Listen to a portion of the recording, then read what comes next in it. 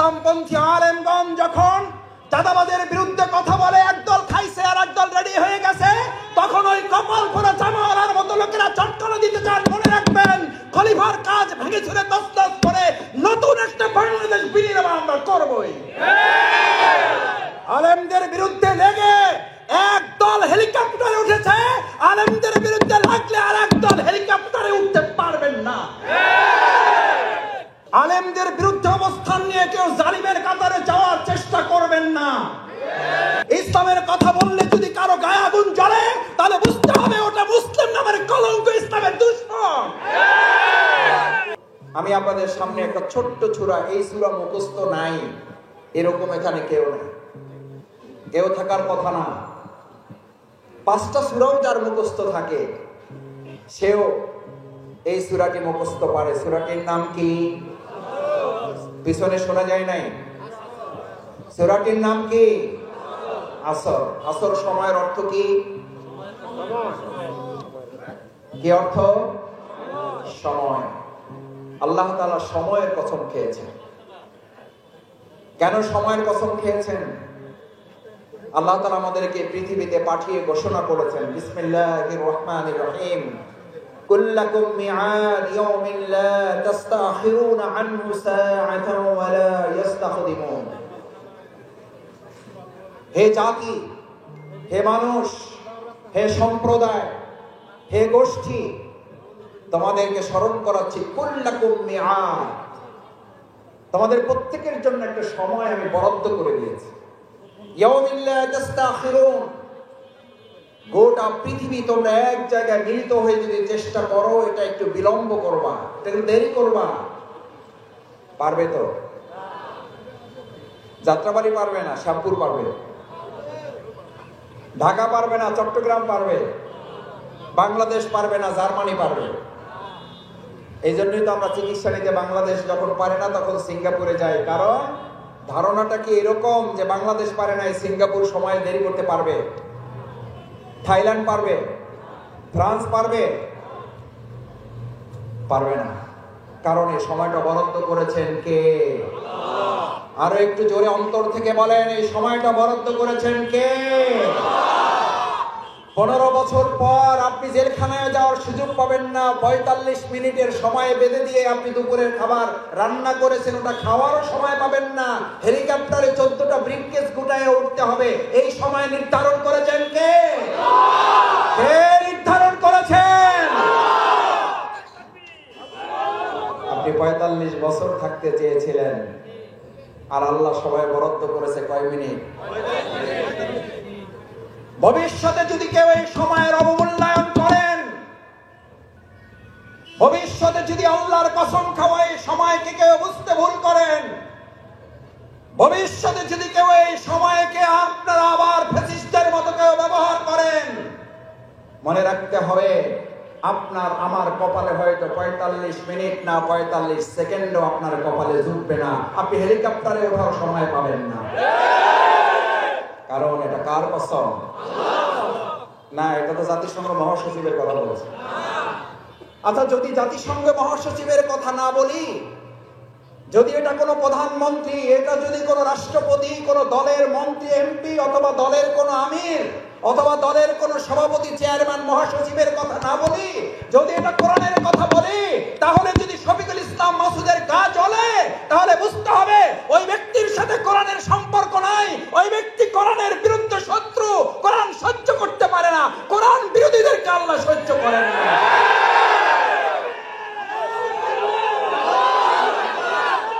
তাহলে আপনার কোরআনের কথাই যদি বলি, তাহলে আপনার জ্বলবে কেন?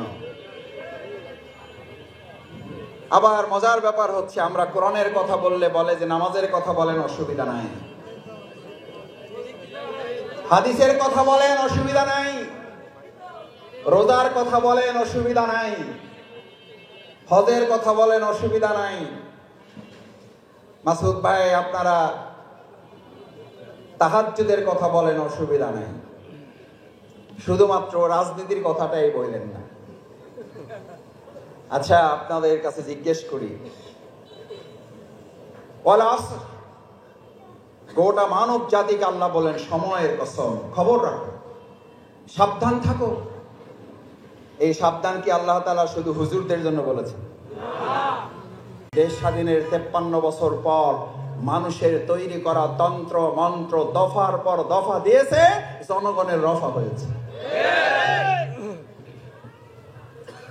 দফা কার? দফা কার? দফা চলবে কার? কয় দফা? এক। আল্লাহ ছাড়া কারো আইন। এটা জামাত ইসলামের কথা, এটা শাসনতন্ত্র আন্দোলনের কথা, এটা বিএনপির কথা, এটা আওয়ামী লীগের কথা। আচ্ছা ভাই, আল্লাহর কথা মতো যদি আপনি নামাজ পড়েন, আকিমুস সালাত কার নির্দেশ? কার নির্দেশ?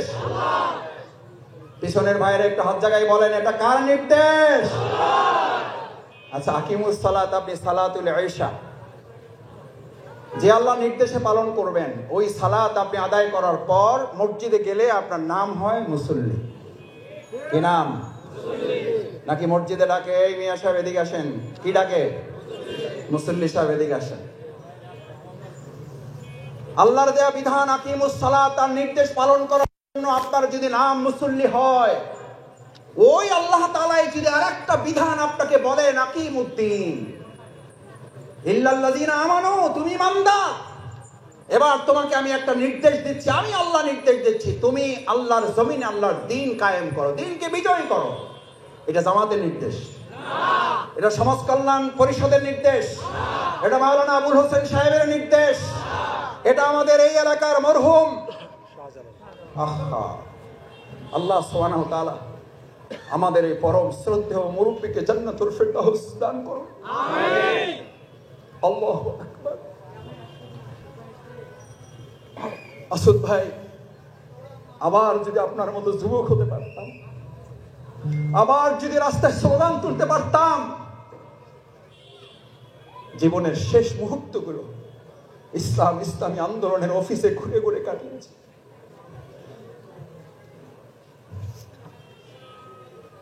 ইসলামী আন্দোলন ছাড়া যার হৃদয়ে কিছুই ছিল না, আল্লাহ মরহুম শাহজালালের পদধূলিতে এই মরুভূমি, এই মরু অঞ্চল, ইসলামের মরু অঞ্চল, যেখানে ইসলামের বুনিয়াদি তৈরি হয়েছিল না ভালোভাবে, ঘুরে ঘুরে রাস্তায় অলিতে গলিতে গিয়ে গিয়ে যিনি ইসলামের আহ্বানগুলো মানুষের কাছে পৌঁছেছেন, আল্লাহ দয়া করে তিনি যে ইসলামের ঘাঁটি এখানে তৈরি করেছেন, আল্লাহ আপনি জান্নাতেও তাকে একটা বাড়ি বানিয়ে দিয়েন। আমিন। এটা সেই মরহুম শ্রদ্ধেয় শাহজালাল ভাইয়ের কথা। কার কথা? আল্লাহর কথা। আকিমুদ্দিন। আচ্ছা, যে আল্লাহ আকিমুস সালাতের নির্দেশ আপনি পালন করে মসজিদে যান, আপনার বিবেকের কাছে প্রশ্ন করি, আকিমুস সালাতের নির্দেশ পালন করার জন্য আপনি কোথায় যাবেন? কোথায় গিয়েছেন? আকিমুস সালাতের জন্য যদি আপনার নাম মুসল্লি হয়, তাহলে আকিমুদ্দিনের দায়িত্ব পালন করলে আপনারও একটা পরিচয় হতে হবে। আকিমুস সালাত আপনাকে মুসল্লি বানায়, আকিমুদ্দিন আল্লাহর জমিনে দ্বীন বিজয়ের জন্য আপনাকে মুজাহিদ বানায়। যে মুসল্লি মুজাহিদ হতে পারে না, আল্লাহ ওই মুসল্লির নাম দিয়েছেন ফাওয়াইলুল লিল মুসাল্লিন। তুমি আকিমুস সালাতের হক আদায় করে মুসল্লি হয়েছো, কিন্তু আকিমুদ্দিনের হক আদায় করে তুমি এখনো মুজাহিদ হতে। এখন মুজাহিদ শব্দ বললেই চোখ বড় বড় করে। আরে ভাই, মুজাহিদ তো হচ্ছে সে, তার চেষ্টাটা এরকম, আল্লাহর জমিনে আল্লাহর দ্বীনকে বিজয়ী করার জন্য তাকে পাঠানো হয়েছে। আমি ভাইদের খুব সহজ করে বলি, আল্লাহ তাআলা যখন পৃথিবীতে আমাদেরকে পাঠাবেন, সিদ্ধান্ত নেবেন, ফেরেশতাদেরকে ডেকেছিলেন না ডাকেন না? কি বলেছিল ফেরেশতারা? তারা বলেছিল আমরা ইবাদত বন্দেগী করতে করতে টায়ার্ড হয়ে গেছি, এখন তাদেরকে পাঠান, আমরা পারতেছি না। নামাজ পড়তে পড়তে টায়ার্ড হয়ে গেছি, আমরা পারতেছি না, আরেক দল পাঠান বলেছিল। রোজা রাখতে রাখতে টায়ার্ড হয়ে গেছি, পারতেছি না, আরেক দল পাঠান বলেছিল। বরং বলেছিল যা পাঠাইতেছেন এরা খাওয়া দাওয়া, গোসল, নামাজ, বিয়ে, ছেলে মেয়ে, স্ত্রী, সন্তান, ব্যবসা বাণিজ্য, চাকরি, এইগুলা করতে করতে আপনার গোলামি দাসত্ব করার সময় পাবে না, মাঝখান থেকে মারামারি রক্তারক্তি করবে। খাও বলে ঠিক। এটা কে বলেছিল? কথা সত্য বলছে না বলে নাই? সত্যই বলছে, কিন্তু আল্লাহ তাআলা এর চেয়ে আরেকটা সত্য কি বললেন? আমি কি এই পৃথিবীতে শুধু নামাজি কিছু পাঠাইতেছি, শুধু রোজাদার পাঠাইতেছি, হাজি পাঠাইতেছি? আমি শুধুমাত্র এই পৃথিবীতে এমন লোক পাঠাইতেছি যারা শুধু তাহাজ্জুদে পাঠাই দেবে। আল্লাহ কি পরিচয় দিলেন? বিসমিল্লাহির রহমানির রহিম, ইন্নী জাইলুন ফিল আরদি খলিফা। কি পাঠাইলেন? কাপড় সেলাই করা। আপনাদের এই যাত্রাবাড়ি কাপড় সেলাই করে কি নাম বলে? আছে? খলিফা যারা আছেন মন খারাপ করেন না, আপনাদের কথা কোরআনে আছে। সুবহানাল্লাহ। কারণ ওই খলিফার কাজ কি? একটা কাপড় দিলে আপনারা এটা বলে কাপড়টা অনেক সুন্দর, কাটাকাটি করেন না ভাই, গায়ে জড়াই ঘোরেন, সুন্দর হবে, ভালো লাগতেছে, আলহামদুলিল্লাহ। কাটার দরকার নাই। কি সেলাই করবেন? কাপড়টা নষ্ট হয়ে যাবে। জাপানি 100% কটন কাপড়। এই কথা যদি কোনো খলিফা বলে, ওর কপাল পুড়ছে না উঠছে? এই দোকান খুলছে না বন্ধ হয়েছে? ব্যবসা উঠছে না ডুবছে? এরকম খলিফা শুধু দোকানে আছে, এখানে নাই। এবার একটু কষ্ট লাগবে, হিসাব মিলাইতে হবে, হিসাব মিলাইতে হবে। আমরা শুধু ওয়াজ করতে এবং ওয়াজ শুনতে এসে নাই, আমরা আলহামদুলিল্লাহ ওয়াজ মানতে এসেছি। মানতে এসেছি, আমরা দেখে মানতে এসেছি। আল্লাহ দুনিয়ার ক্যামেরায় বাদ গেল, আরশে আজিমের ক্যামেরায় একটা হাত যেন বাদ না পড়ে। এই হাতগুলো আপনি দেখে দেখে কাল কিয়ামতে নাজাতের উসিলা হিসেবে জান্নাতে দিয়ে দিয়েন। আমিন।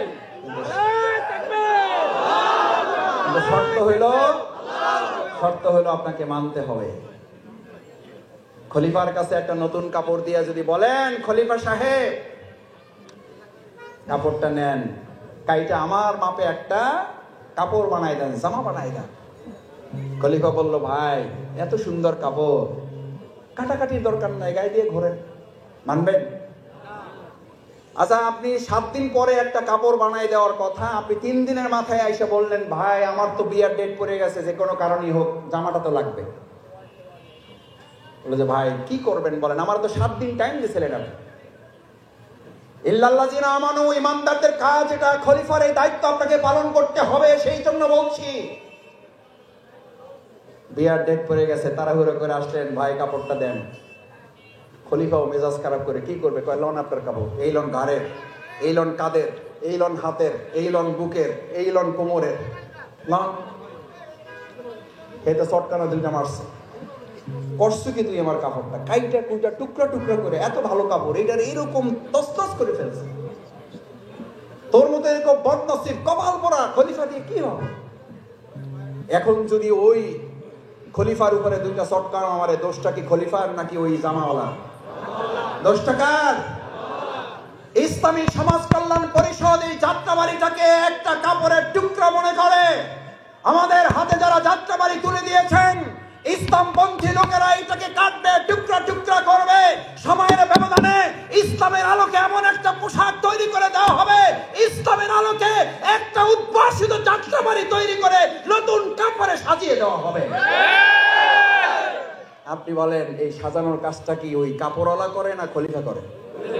এখানে কাপড়ওয়ালা না খলিফারা? এই খলিফা নাম কে দিয়েছে? নাম কে দিয়েছে? খলিফা। নাম কে দিয়েছে? খলিফা। আজকে থেকে জামাত ইসলামী কেউ করেন না করেন, সমাজ কল্যাণ পরিষদে কেউ সদস্য থাকেন না থাকেন, কোনো অসুবিধা নাই। হাত চালিয়ে আল্লাহকে দেখাই দেন, আমরা সবাই খলিফা, আমরা সবাই খলিফা। খলিফার কাজ কি এবার বলেন? কাপড়টাকে কি করবে? ও দেখবেন আপনার সাথে গল্প করে, আর যদি সিগারেট ওলা হয় তাহলে এক হাতে সিগারেট খায় আর এরকম চোখ বন্ধ করে গাটা। আপনার ভাব হইলে এরকম, আরে আমার এত সুন্দর কাপড়টা নষ্ট করে দিচ্ছে। আমাদের মানুষের তৈরি করা তন্ত্র মন্ত্র লোকেরা, ইসলামপন্থী আলেমগণ যখন চাঁদাবাজের বিরুদ্ধে কথা বলে, একদল খাইছে আর একদল রেডি হয়ে গেছে, তখন ওই কপাল পরা জামাওয়ালার মতো লোকেরা চটকানো দিতে চান। মনে রাখবেন, খলিফার কাজ ভেঙে ছুড়ে তছনছ করে নতুন একটা বাংলাদেশ বিনির্মাণ আমরা করবই। আলেমদের বিরুদ্ধে লেগে একদল হেলিকপ্টারে উঠেছে, আলেমদের বিরুদ্ধে লাগলে আর একদল হেলিকপ্টারে উঠতে পারবেন না।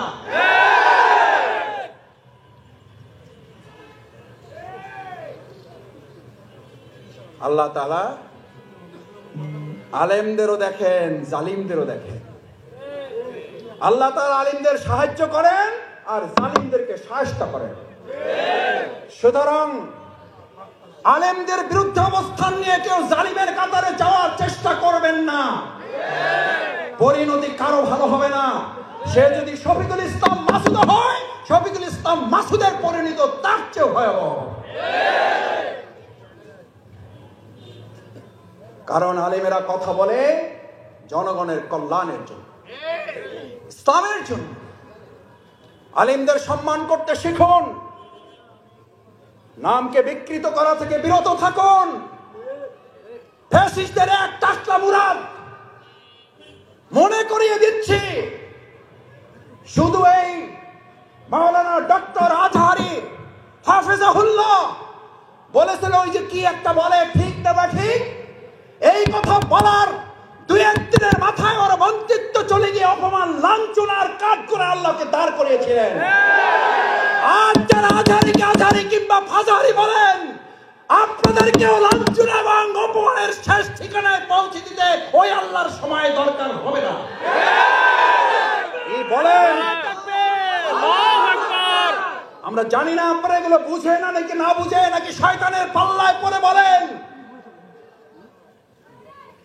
মাওলানা ডক্টর আজহারি এই বাংলাদেশে কোন দলের সম্পদ নয়, শুধু মুসলিম উম্মার সম্পদ নয়, উনি গোটা পৃথিবীর মানব জাতির সম্পদ।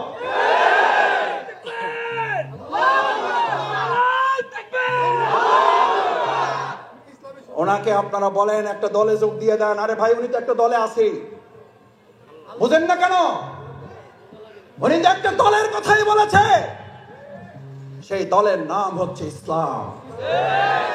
ইসলামের কথা বললে যদি কারো গায়ে আগুন জ্বলে, তাহলে বুঝতে হবে ওটা মুসলিম নামের কলঙ্ক, ইসলামের দুশমন, ইসলামের শত্রুরা হুঁশিয়ার সাবধান।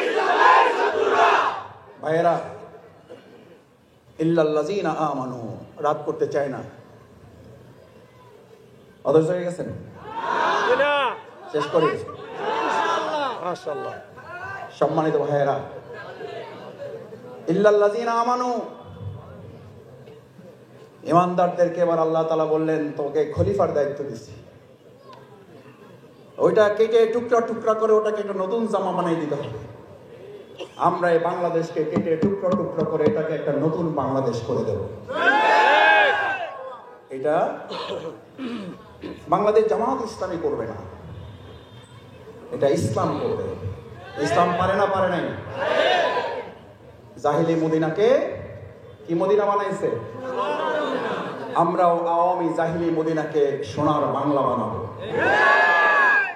আমাদের আইএমএ জাহিলিয়াকে যে সোনার মদিনা বানিয়েছিল যে ইসলাম, মুহাম্মদ রাসূলুল্লাহ সাল্লাল্লাহু আলাইহি ওয়াসাল্লাম পৃথিবী থেকে চলে গেলেন।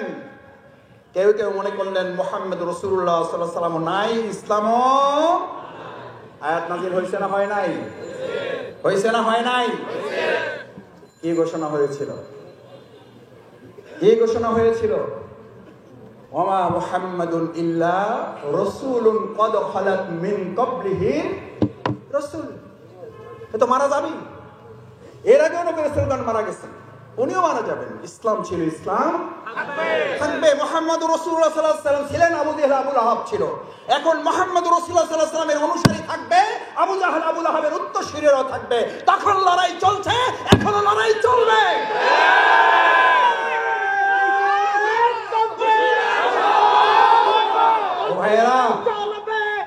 ও ভাইয়েরা, শফিকুল ইসলাম মাসুদদেরকে এখন ফতোয়া দেওয়া হয়।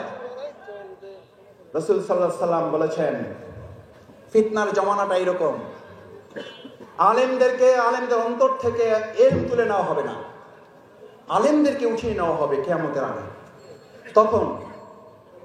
তখন লোকেরা ইত্তাখাযান নাস, মানুষেরা গ্রহণ করবে ইলমবিহীন লোকদেরকে, নেতা হিসেবে মানবে মূর্খদেরকে, এবং শুধু মূর্খদেরকে নেতা হিসেবে গ্রহণ করবে তাই বলা হয় নাই। রাসূল সাল্লাল্লাহু আলাইহি ওয়াসাল্লাম বললেন কোন জ্ঞান নাই, তারাও এখন ফতোয়া দিয়ে দিবে। আমরা উত্তরবঙ্গে এক এলাকার ফতোয়াবাজ দেখেছি, একজন মুফতির আগমন ঘটেছে দেখেছি। আমরা পরিষ্কার বলছি এটা কিয়ামতের লক্ষণ। আপনি যখন ইসলামের ফতোয়া দেন, ইসলামের কোন জ্ঞানের ধারে কাছে না থেকে, তখন জাতিকে ফাদাল্লু আদাল্লু, তারা নিজেরা বিভ্রান্ত, জাতিকে তারা বিভ্রান্ত করে। রাসূলের বাণী, এটা জামাতের কথা বলছি, এটা ডক্টর শফিকুর রহমান ভাইয়ের কোন বক্তব্য আপনাকে শোনাচ্ছি না। ফাদাল্লু আদাল্লু, মুসলিম শরীফের হাদিস। ওরা নিজেরা মূর্খ, ওরা নিজেরা বিভ্রান্ত, এবং গোটা জাতিকে তারা কি করতে চাইবে? করতেছে না, করতেছে না। রাসূল সাল্লাল্লাহু আলাইহি ওয়াসাল্লাম হাদিস তো ঠিক হওয়ারই কথা, নিশ্চয়ই। ফাদাল্লু ওয়া আদাল্লু, ওরা নিজেরা বিভ্রান্ত, ওরা জাতিকে বিভ্রান্ত। আলহামদুলিল্লাহ, আলেমরা সেখানে পথ দেখাচ্ছেন। আর আলেমদের বিরোধিতা করা মানেই হচ্ছে প্রকৃতপক্ষে তারা ইসলামকে বিরোধিতা করছে। ভাইয়েরা, এবার খলিফাদেরকে নির্দেশ দেওয়া হলো, তোমার দায়িত্ব হচ্ছে এই, বিসমিল্লাহির রহমানির রহিম, ومن لم يحكم بما أنزل الله فأولئك هم الفاسقون فأولئك هم الجاهلون فأولئك هم المنافقون فأولئك هم الكافرون الله এই সব বর্ণনা দিছি আরবি রাওয়ায়াত থেকে। কোত্থেকে জোরে? কোথাকার কথা? কার কথা? ওমান লাম ইয়াহকুম বিমা আনজালাল্লাহ, আল্লাহ যা নাজিল করেছেন, সে যদি নামাজ পড়ে, সে যদি রোজা রাখে, সে যদি তাহাজ্জুদ গুজার হয়, সে যদি দাড়িওয়ালা টুপিওয়ালা হয়, আল্লাহ তাআলা বলছেন ওমান লাম ইয়াহকুম বিমা আনজালাল্লাহ, আমি আল্লাহ যা নাজিল করেছি এটা দিয়ে তারা বিচার ফায়সালা করে না। ও ভাইয়েরা, জিজ্ঞেস করি, একটা দলের মহাসচিব যদি বলেন আমরা শরিয়া মানি না, ইসলামী শরিয়ার ভিত্তিতে দেশ পরিচালনা আমরা বিশ্বাস করি না, ওই দলের ভিত্তিতে যদি কেউ সমর্থন প্রয়োগ করে আর সে সারা দিন রাত নামাজ পড়ে, তার ইবাদত কি কবুল হবে? না। এটা শফিকুল ইসলাম মাসুদের ফতোয়া না, এটা আপনাদের এলাকার মসজিদের ইমামের ফতোয়া না। এই ফতোয়া দিচ্ছেন কে? আল্লাহ। কি বলেন? জামাত ইসলামী আপনাদের সাথে কারোর সাথে চ্যালেঞ্জে যেতে চায় না। আপনিও যদি কালকে বলেন আমরা ইসলামের ভিত্তিতে দেশ পরিচালনা করব এবং শান্তি প্রতিষ্ঠা করব, জনগণের কল্যাণ, তাদের অধিকার নিশ্চিত করব, আমি শফিকুল ইসলাম মাসুদ ঘোষণা দিচ্ছি, আমি প্রথম আপনার দলের কর্মী হয়ে যাব। আপনি নেতাই থাকবেন, জামাত ইসলামী পদ পদবী নেতৃত্ব, প্রধানমন্ত্রী, এমপি আর দেশ চালাবা, রাষ্ট্রপতি হওয়ার জন্য রাজনীতি করে না বলেই আমাদের নেতৃবৃন্দের নামে মিথ্যা অপবাদ দিয়ে তাদেরকে ফাঁসির মঞ্চে নেওয়া হয়েছে। হাসতে হাসতে ফাঁসির মঞ্চে গিয়ে এই কথা ঘোষণা করেছেন আমাদের রক্ত এক সময় বাংলাদেশ ইসলাম প্রতিষ্ঠার জন্য সহায়ক হবে। তারা পদ পদবী চাইলে মাওলানা দেলোয়ার হোসেন রাহিমাহুল্লাহ, মাওলানা দেলোয়ার হোসেন সাইদি রাহিমাহুল্লাহ, তাকে ফাঁসির মঞ্চে নেওয়ার জন্য সব আয়োজন তারা করেছিলেন। আল্লাহ ফায়সালা দিয়েছেন তোদের হাতে তাকে ফাঁসি দেওয়া হবে।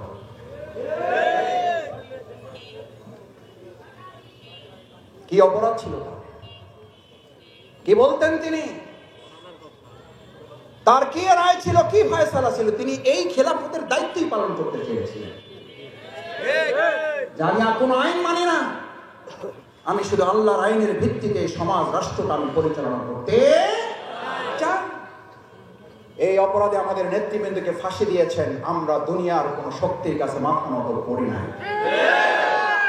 যে জামাত ইসলামী দুনিয়ার কোন শক্তির কাছে মাথা নত করে নাই, বাংলাদেশের 18 কোটি জনগণ সেই বাংলাদেশের হাতেই এই বাংলাদেশকে নিরাপদ মনে করতে শুরু করেছে। ও ভাইয়েরা, ইল্লাল্লাযীনা আমানু খেলাফতের আরেকটা গুরুত্বপূর্ণ বৈশিষ্ট্য হলো আকিমুস সালাত। আল্লাহ নির্দেশ হবে, আল্লাহর হক পালনের জন্য সে মসজিদে ছুটে যাবে।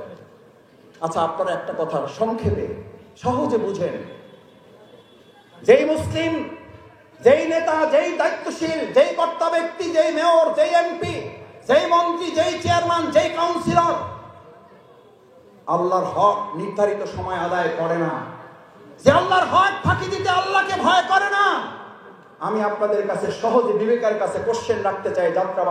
যাত্রাবাড়ি মাসে এটা বোঝার জন্য কামিল পাস করার দরকার নাই, এটার জন্য ফাজিল পাস করতে হবে না, গবেষণার দরকার নাই। যে আল্লাহর বিধান নাজির হওয়ার পর সেই বিধান মানে না, মসজিদে আজান হওয়ার পর আল্লাহর হক আদায়ের করার জন্য মসজিদে যেতে অভ্যস্ত নয়, যে আল্লাহর হক ফাঁকি দিতে তার হৃদয়টা কাঁপে না, সে কি আপনার হক ফাঁকি দিলে তার হৃদয়টা কাঁপবে? যে আল্লাহর হক ফাঁকি দেয় সে কি আপনার হক ফাঁকি দিতে সামান্য চিন্তা করবে?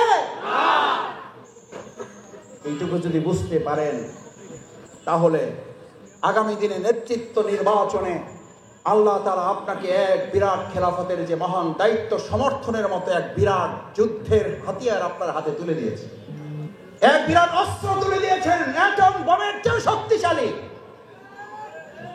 এই শক্তিশালী রাসূল করিম সাল্লাল্লাহু আলাইহি সাল্লামের সময় বুলেটের যুদ্ধ হতো। কিসের যুদ্ধ? কিসের যুদ্ধ? পিছনে জোরে বলেন, কিসের যুদ্ধ হয়েছে? রাসূল সাল্লাল্লাহু আলাইহি সাল্লাম শুধু মসজিদে ইমামতি করেছেন, ওই যুদ্ধের ধারে কাছেও যান নাই। উনি গেছেন, নেতৃত্ব দেন নাই, বলেছেন তোমরা চালাই নাও, আমি আছি জিকিরের হালতে, তোমরা চালাই নাও, আমি এখনো তাহাজ্জুদ নফল ইশরাক শেষ করতে পারি নাই, আমার সালাত শেষ করি, তোমরা আগে এগুলো করো। বলেছেন? কয়টা যুদ্ধে নেতৃত্ব দিয়েছেন?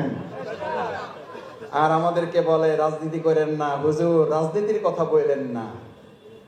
ও ভাইয়েরা, পলিথিন বন্ধ করার জন্য কত সামাজিক অনুষ্ঠান প্রচারণা চালাইলেন, শেষ পর্যন্ত পলিথিন বন্ধ করার জন্য সংসদে আইন পাশ করা লাগছে না লাগে নাই? ও ভাইয়েরা, লাগছে না লাগে নাই? আমি ওই সব সংসদ এবং নেতাদের কাছে জানতে চাই, সামান্য পলিথিন বন্ধের জন্য যদি সংসদে তোমাদের আইন পাশ করতে হয়, তাহলে মদ, জুয়া, ধর্ষণ বন্ধ করার জন্য কি শুধু ওয়াজ যথেষ্ট, নাকি সংসদে আইন পাশ করতে হবে? সেই আইন ওনরা পাশ করবে না। কেন জানেন? ওনরা কি স্বাধীনতা চায়? ওনরা চায় মুরগি খোপে থাকবে না, মুরগি সব বাইরে থাকবে, আমরা মুরগির স্বাধীনতা চাই। আচ্ছা, কোন শিয়াল যদি মুরগির স্বাধীনতা চায়, এই শিয়াল কি দরবেশ না আল্লাহর ওলি? আমাদের এরকম শিয়াল রাজনীতিবিদ আছে না নাই? আছে, সারা দেশে যাত্রাবাড়ি নাই? আছে। কিসের স্বাধীনতা চায়? আর এই মুরগির স্বাধীনতা চায়। মুরগিকে আর খোপে আটকাইয়া রাখা যাবে না, মুরগিকে খোপে আটকাইয়া রাখা যাবে না। যে শিয়াল বলে, সেই শিয়ালেরাই শুধু বলে ইসলামের কথা বলেন, রাজনীতি বলেন না। আরে ভাই, রাজনীতি হচ্ছে এই দেশের 18 কোটি মানুষের অধিকার এবং তাদের গ্যারান্টি নিশ্চয়তা দেওয়ার জন্য।